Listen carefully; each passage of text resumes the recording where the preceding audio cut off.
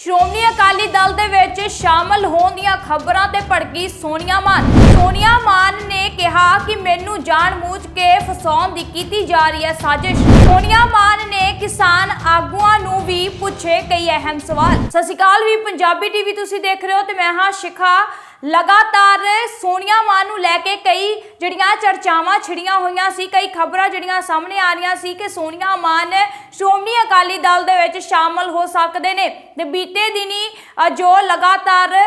ਜਿਹੜੀਆਂ ਅਫਵਾਹਾਂ ਉੱਠ ਰਹੀਆਂ ਸੀ ਤੇ ਦੂਸਰੇ ਪਾਸੇ ਕਿਸਾਨ ਆਗੂਆਂ ਦੇ ਵੱਲੋਂ ਵੀ ਇਸ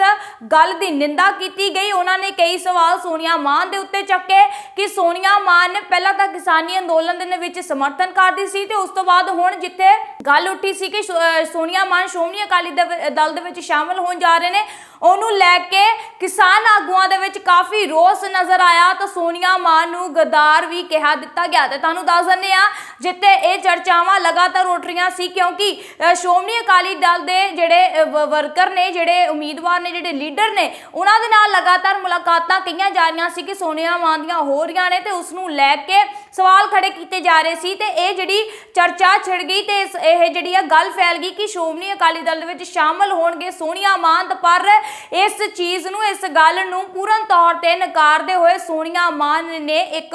ਵੱਡੀ ਗੱਲ ਆਖ ਦਿੱਤੀ ਹੈ ਤੇ ਉਹਨਾਂ ਨੇ ਆਪਣੇ ਫੇਸਬੁੱਕ ਪੇਜ ਤੇ ਜਿਹੜੀ ਪੋਸਟ ਪਾਈ ਹੈ ਤੇ ਲਿਖਿਆ ਉਹਨਾਂ ਨੇ ਕਿ ਜਿਹੜੀਆਂ ਕੁਝ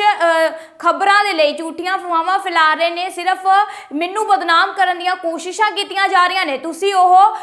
ਦੇਖ ਵੀ ਸਕਦੇ ਹੋ ਕਿ ਸੋਨੀਆ ਮਾਨ ਨੇ ਆਪਣੇ ਫੇਸਬੁੱਕ ਪੇਜ ਤੇ ਜੋ ਲਿਖਿਆ ਹੈ ਕਈ ਵੱਡੀਆਂ ਗੱਲਾਂ ਜਿਹੜੀਆਂ ਨੇ ਲਿਖ ਦਿੱਤੀਆਂ ਨੇ ਤੇ ਉਹਨਾਂ ਨੇ ਇਹ ਵੀ ਕਿਹਾ ਕਿ ਜਿਹੜੇ ਮੈਨੂੰ ਬਦਨਾਮ ਕਰਨ ਦੀਆਂ ਕੋਸ਼ਿਸ਼ਾਂ ਕਰ ਰਹੇ ਨੇ, ਸਿਰਫ ਖਬਰਾਂ ਦੇ ਲਈ ਮੈਨੂੰ ਬਦਨਾਮ ਕੀਤਾ ਜਾ ਰਿਹਾ ਤੇ ਉਸ ਦੇ ਨਾਲ ਉਹਨਾਂ ਨੇ ਇਹ ਵੀ ਕਿਹਾ ਹੈ ਕਿ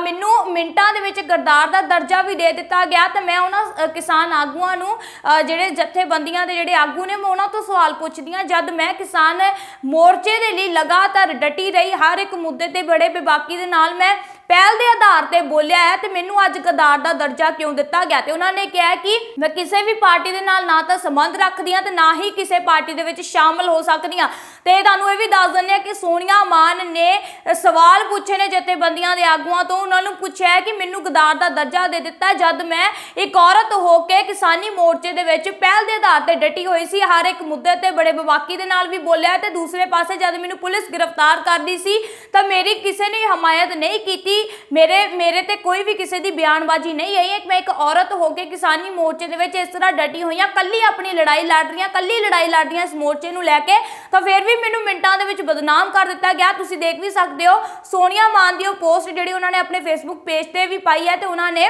ਬੜੇ ਰੋਸ ਵੀ ਜ਼ਾਹਰ ਕੀਤਾ ਹੈ ਕਿ ਮੈਨੂੰ ਮਿੰਟਾਂ ਦੇ ਵਿੱਚ ਬਦਨਾਮ ਕੀਤਾ ਜਾ ਰਿਹਾ, ਮੇਰਾ ਕਿਸੇ ਵੀ ਪਾਰਟੀ ਦੇ ਨਾਲ ਸੰਬੰਧ ਨਹੀਂ ਹੈ, ਜੋ ਇਹ ਚਰਚਾਵਾਂ ਉੱਠ ਰਹੀਆਂ ਨੇ ਮੈਨੂੰ ਬਦਨਾਮ ਕੀਤਾ ਜਾ ਰਿਹਾ। ਤਾਂ ਇਹ ਉਹਨਾਂ ਨੇ ਨਕਾਰਿਆ ਇਸ ਚੀਜ਼ ਨੂੰ। ਉਹਨਾਂ ਨੇ ਕਿਹਾ ਕਿ ਮੈਂ ਕਿਸੇ ਵੀ ਪਾਰਟੀ ਦੇ ਨਾਲ ਸੰਬੰਧ ਨਹੀਂ ਰੱਖਦੀਆਂ ਤਾਂ ਮੈਂ ਕਿਸੇ ਵੀ ਪਾਰਟੀ ਦੇ ਵਿੱਚ ਸ਼ਾਮਲ ਨਹੀਂ ਹੋਣ ਜਾ ਰਹੀਆਂ, ਇਹ ਝੂਠੀਆਂ ਅਫਵਾਹਾਂ ਫੈਲਾਈਆਂ ਜਾ ਰਹੀਆਂ ਨੇ ਮੇਰੇ ਵਿਰੁੱਧ ਤੇ ਕਿਤੇ ਨਾ ਕਿਤੇ ਹੋ ਸਕਦਾ ਕਿ ਕਿਸਾਨੀ ਮੋਰਚੇ ਨੂੰ ਵੀ ਢਾਹ ਲਾਉਣ ਦੀ ਕੋਸ਼ਿਸ਼ ਕੀਤੀ ਜਾ ਰਹੀ ਹੈ। ਤੇ ਕਿਸਾਨ ਆਗੂਆਂ ਨੇ ਸਵਾਲ ਚੁੱਕੇ ਸੀ,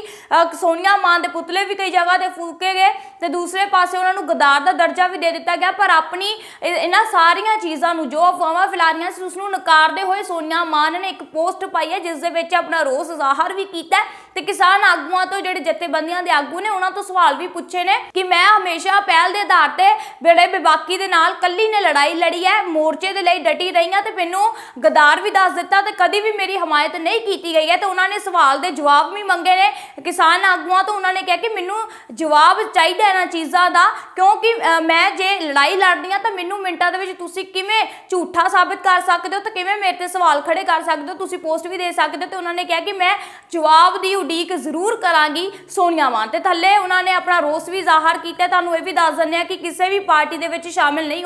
ਹੋਣਗੇ ਸੋਨੀਆ ਮਾਨ। ਉਹਨਾਂ ਨੇ ਇਸ ਦੀ ਪੁਸ਼ਟੀ ਕੀਤੀ। ਉਹਨਾਂ ਨੇ ਕਿਹਾ ਕਿ ਮੈਂ